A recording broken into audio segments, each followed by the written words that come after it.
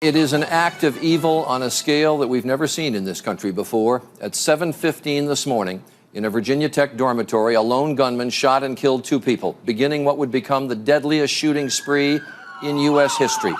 More than 2 hours later, undetected, he had reached an engineering classroom building where he killed 30 people more. On April 16th, 2007, the worst mass school shooting in American history unfolded, claiming 32 lives. It started around 9 o'clock in the morning when a shooter walked into the Norris Hall building, a building that was full of classrooms, locked the front doors with chains, left a note that anyone who attempts to break the chains open, a bomb will explode. The shooter walked to the second floor, to room 206. There were 13 students inside with the professor teaching. He started shooting with 2 guns, killing 9 of them, including the professor, injuring the rest. As he was shooting, down the hall was Fred Cook. Fred Cook was a student in Dr. Librescu's class in room 204. I studied engineering mechanics at Virginia Tech, and Dr. Librescu was a professor. He taught several classes, but he was a world-renowned expert in solid mechanics. Dr. Librescu was a Yid who was born in Romania in 1930. He had survived the Holocaust, communism, was held captive by his country at the time because he was a brilliant professor in engineering and didn't want to let him out. Until then Prime Minister Menachem Begin intervened and brought him to Israel, where he taught at Tel Aviv University until 1985. Came to Virginia Tech for a year. He loved it so much, and he remained there ever since. He could have retired long before. He did not need to be at Virginia Tech, but he loved doing it, right? He loved teaching and he loved working with students. He would always take the time to ask me about my life and about how I was doing, what other classes I was in and what I did outside of school and how my family was doing. On that fateful morning, Dr. Librescu was teaching his class. Fred Cook was in it amongst other students. I remember that we heard this banging noise coming from behind us, and I remember you could feel through the wall.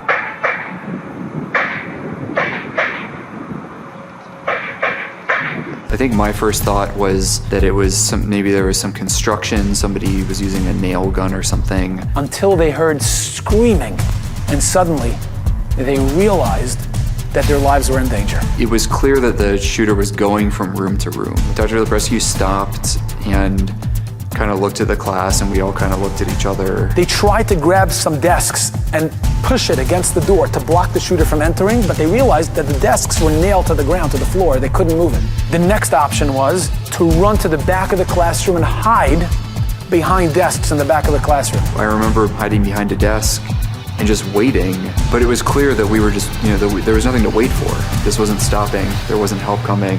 Somebody was gonna walk through that door at any second, probably, and start shooting. And as everybody was running, including Fred Cook, to try to save themselves, one man who stood at the front of the classroom walked over to the door to block it.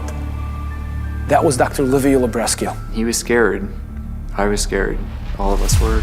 We all knew what was happening, and we all knew what was coming. And one student had the idea of jumping out one of the windows. This is, a big old building, and so we're probably 20 feet up. This kid jumped out the window and was gone. And a bunch of students started following him, and they started jumping. And Fred was sitting there behind one of the desks thinking how insane this moment is. I wasn't sure that was what to do, and I remember turning and looking at Dr. Librescu, and I remember that he motioned to go towards the window.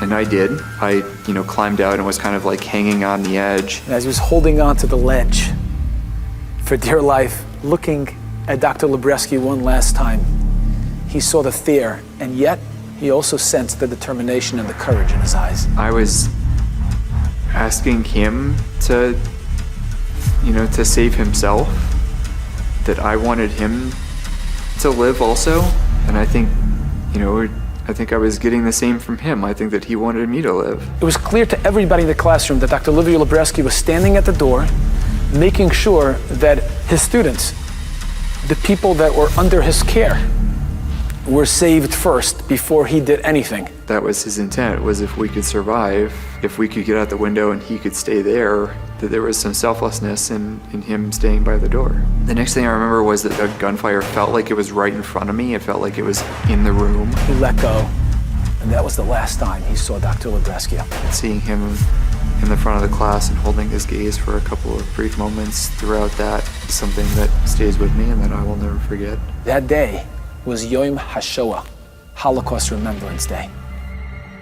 2 days later, on April 18, 2007, President Bush visited the Holocaust Memorial Museum in Washington and gave a speech. And he encouraged the nation and anybody watching to take strength from the example of the courage of Dr. Librescu. With the gunman set to enter his class, this brave professor blocked the door with his body while his students fled to safety. On the day of remembrance, this Holocaust survivor gave his own life so that others may live. And this morning we honor his memory and we take strength from his example. I think all the time about a responsibility to live my life in a way that would honor everyone that died there, and Dr. Librescu specifically. His levaya was covered by dozens of major news media outlets. Everyone was so moved by the selflessness and the heroism of this incredible Yid who stood tall in his final moments after all the horrors he's been through, teaching the world that living a life with purpose begins with knowing what you're willing to die for. And to Dr. Librescu, that was putting others before himself. He found something where he could help people every single day, where he could build relationships with people, where he could teach a meaningful skill and do something that he was incredible at. And he did that every day up until the moment that he died. He lived to help others.